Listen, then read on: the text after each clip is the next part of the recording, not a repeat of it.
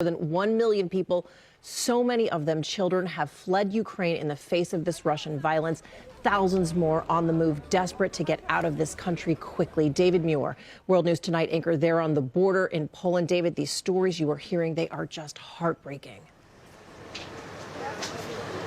They really are, Cecilia, and another extraordinary scene playing out right here this morning. Another train has just arrived here at the train station. We're just across the border here from Ukraine in Poland. You can see the families here gathering, hundreds of mothers and their young children getting off this train here just this morning. Inside this train station, the scope of the need is crushing. So many of the mothers telling me they spent 22 hours on trains just to get here. One mother saying her children slept on the floor of the train. They tell their children they'll be going home soon, but then those parents admit to me they don't know if that's true. This morning, these are the faces of the growing humanitarian crisis here. Children who have left their homes behind. They have just crossed the border. The UN now says there are more than 1 million refugees and that half of them are children. And we hear the cries. The frightened children, the boy crying to his mother, saying, "I am tired. I am so tired."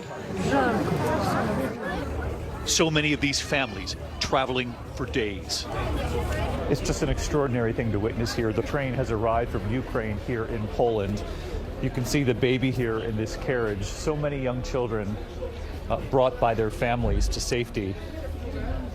And as you walk through the crowd here, you can see the sheer number of families who've arrived here.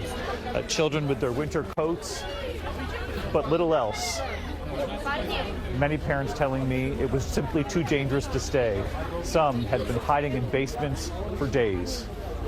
Two young mothers, sisters, who escaped Ukraine with their children. What has this journey been like? They tell me this is their fate. What else can we do? We have to keep our children alive. We ask about the fathers. Have either of them stayed behind to fight the Russians? Alice says her husband is not in the army, but yes, he stayed behind to fight. You believe you will go back home? Yeah. Like so many of the children we met here, their children carry stuffed animals too. Alexei and his favorite dog. Yes, I do. Yes, you do. You have your dog. And this family from Ukraine's second largest city, Kharkiv, under assault from the Russians. You came all the way from Kharkiv.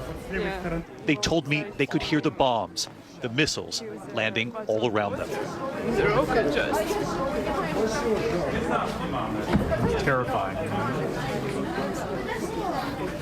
And you tried to stay as long as you could? My father is still in Ukraine because he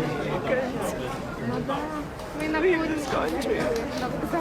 She fears for her father's life.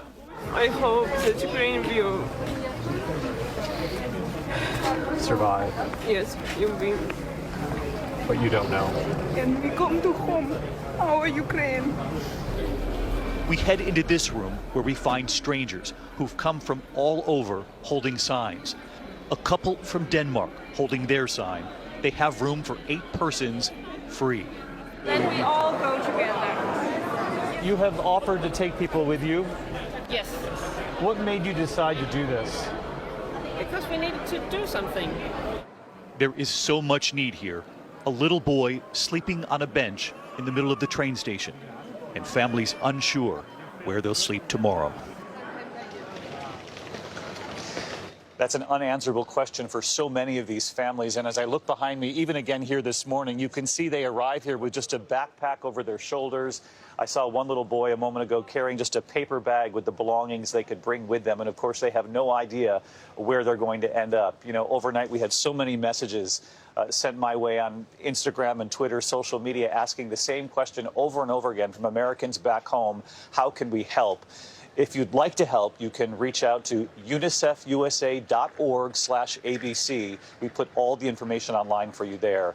But again, Cecilia, if you think about this, 1 week in, 1 million refugees already. Hard to wrap your head around that number, David. Thank you. And of course, you're going to have the latest on World News tonight. Also, you're bringing us a special edition of 2020 Putin's War, the battle to save Ukraine. That is tonight at 8 Eastern right here on ABC.